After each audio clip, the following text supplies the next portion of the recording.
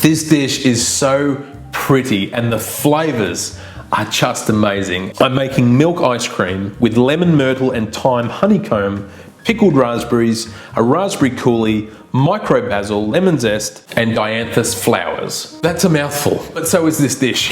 It's worth it. This dish is really good. So to start off with, we're gonna make the milk ice cream. So place the milk in a large saucepan, and then we're gonna add in the condensed milk and the glucose. Stir it until it's all smooth, and this is the base of the milk ice cream that we're doing. Now, while that milk ice cream base is simmering, what we want to do is get the gelatin ready. So some gelatin leaves into some cold water, leave them there for about 5 minutes. Take them out, squeeze all the water and moisture out of them as you can, and then place one at a time the gelatin leaves into the warm milk ice cream mixture. Stir it until all that gelatin has dissolved. So now you want to leave the mixture to cool completely. Place it in the fridge overnight if you want to chill it, or for at least 3 to 4 hours. And to churn the ice cream, really simple. Place it in an ice cream machine, churn it until you get that nice soft serve consistency, and then place it back in the freezer just to harden up a little bit more until we're ready to plate. For this beautiful honeycomb that we're gonna make, put the sugar, the glucose, the honey. Now this honey is flavored with lemon myrtle, which is native to Australia, and some thyme as well. The flavor is just incredible.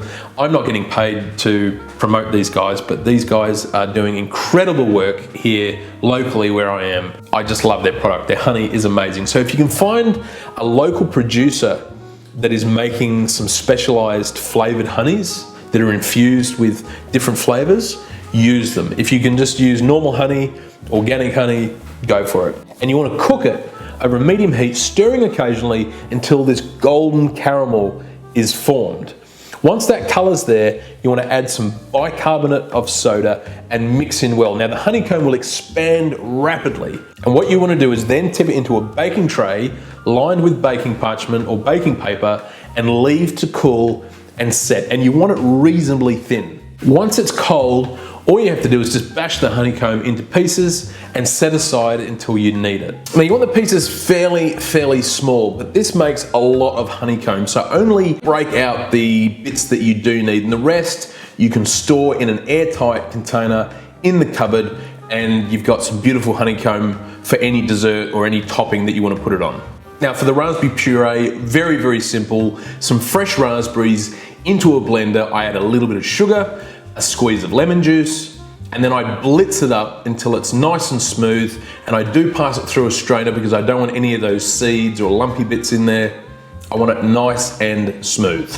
Now for the pickled raspberries element, and we're just going to quickly pickle them. We're not going to be having them sitting in vinegar for hours and hours and hours. We don't want that, but we do want that sharpness of the vinegar in this dish. It's a real contrast to all the sweetness that's going on with the honeycomb, the ice cream. So very simple. In a bowl, place some fresh raspberries in. Over the top goes some superfine sugar or caster sugar, and then hit it with a little drizzle of some apple cider vinegar. Mix it all around and just leave it on the bench for about 10 minutes. All those flavors will start to marinate together. And like I said, it is a real great contrast to everything else that's going on the dish and really makes those raspberries pop. Now, time to plate up, and you can get creative as much as you like with this. What I'm gonna do is grab a nice white plate and just spread, using a pastry brush, that raspberry puree right in the middle of the plate.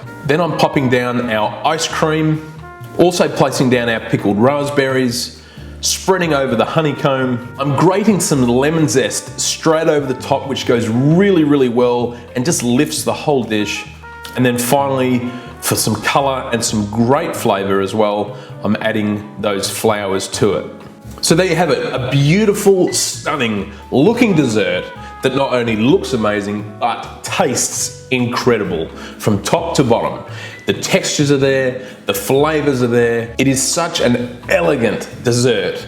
This is gonna go down a real treat on date night, let me tell you. If you're after the recipe, please check the links below. The recipe's on my website. If you like the video, please share it with your family and friends and give it a like. And as always, I'll see you for my next recipe, and have an amazing day.